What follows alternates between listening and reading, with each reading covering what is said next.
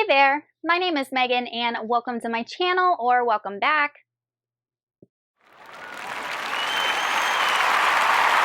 Today I'm going to be doing my top 5 most anticipated releases for the month of October. These are all fantasy, both adult and young adult.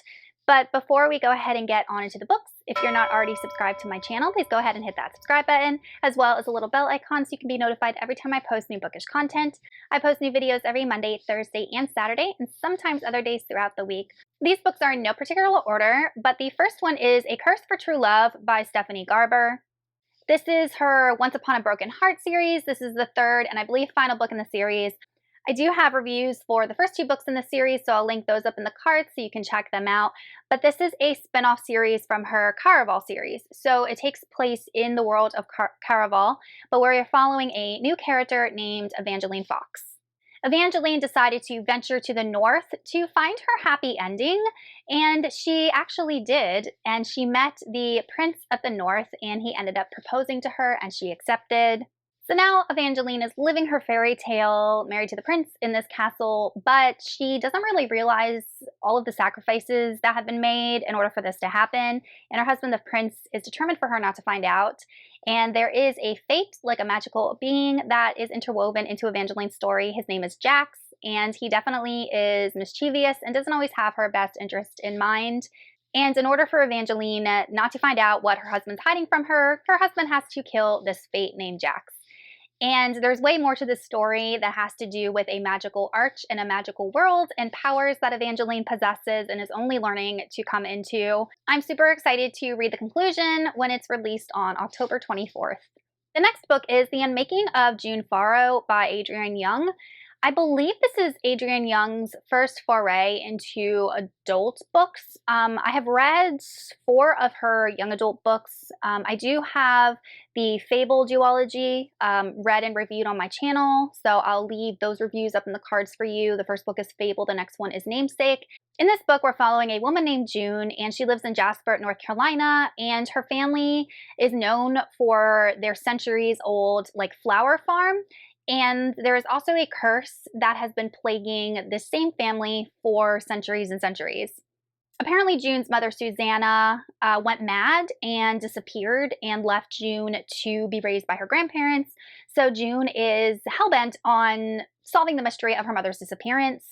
But now June thinks that she is suffering from the same madness her mother did, because she is starting to hear things that aren't there, voices, noises, her name, and then there is this mysterious doorway that appears out of nowhere. But June decides to end this curse once and for all, to find out the truth about her mother and to find out the truth of this curse that has been plaguing her family for centuries and centuries.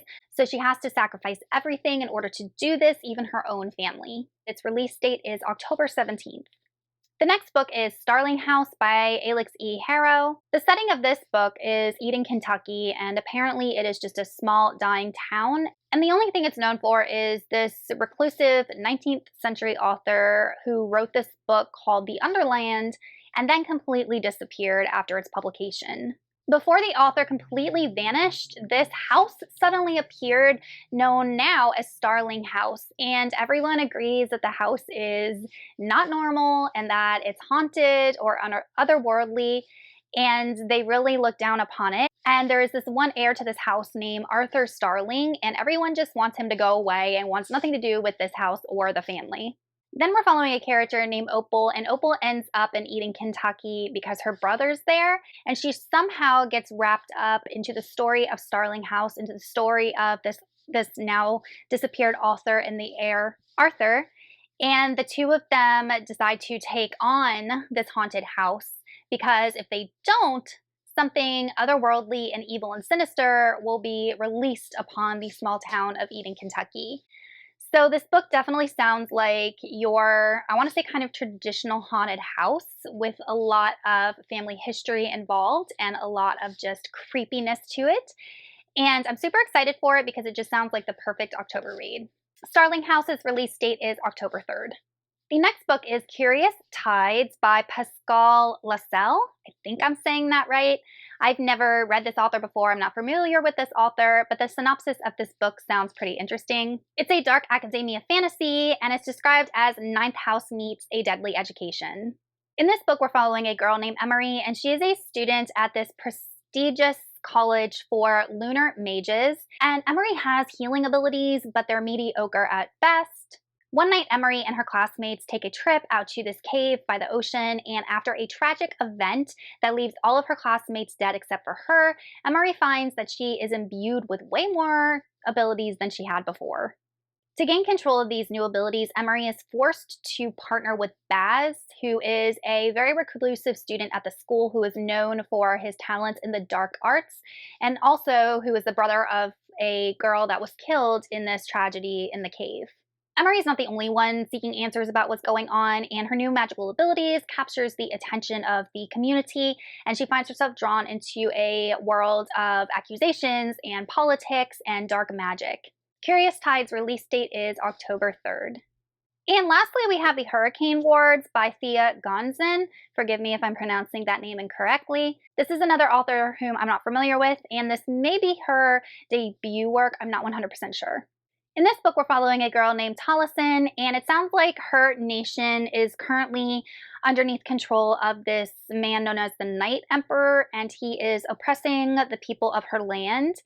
And she has grown up experiencing what's known as the Hurricane Wars. Taliesin is an orphan, but she is part of this group of soldiers that is fighting for freedom against the Night Emperor, and she has found camaraderie among the soldiers. Taliesin is actually hiding a secret, though. She has these magical abilities that she is doing everything to keep quiet because it is believed that those who possessed these specific magical abilities have been wiped out, and she's not supposed to exist. Next, we're following a boy named Prince Alaric, and he is the Night Emperor's son, and he is ruthless and in control of these armies that are fighting against these rebel groups. Apparently, Prince Alaric has his own magical abilities, which he can control shadows, and he has been honed into a weapon by his father to be used. Alaric has never been beaten, his armies have never been beaten until he comes into contact with Taliesin, and her, apparently, magical abilities are one of the only things that can upset his own.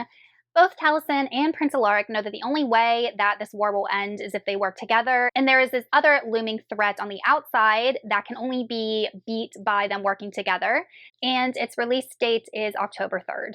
Alright, you guys, those are some new fantasy releases for the month of October that definitely piqued my interest. Let me know in the comments if you plan to read any of these or if you've already read them. We're privileged enough to get an advanced reader copy, and I will see y'all in another video soon. Goodbye!